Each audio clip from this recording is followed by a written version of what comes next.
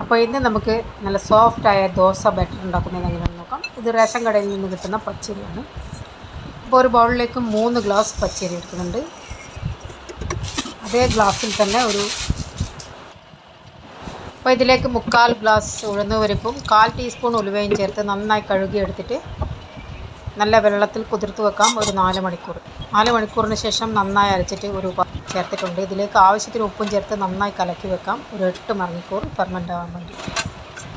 8 മണിക്കൂറിന് ശേഷം നമ്മുടെ ബാറ്റർ നന്നായി പൊങ്ങി വന്നിട്ടുണ്ട്. ഇനി നമുക്ക് ആവശ്യമുള്ളത് ഒരു ബൗളിലേക്ക് മാറ്റാം. ബാക്കിയുള്ളത് നമുക്ക് സ്റ്റോർ ചെയ്ത് വെക്കാം.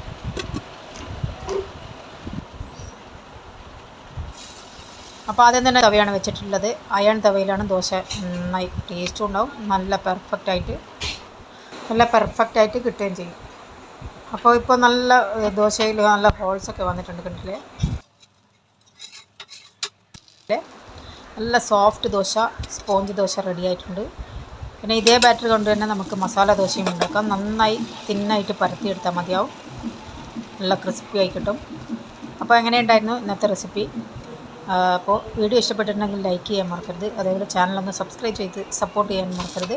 അപ്പോൾ വീണ്ടും നല്ല റെസിപ്പിയുമായി കാണാം. അതുവരേക്കും thanks for watching. Take care and bye bye.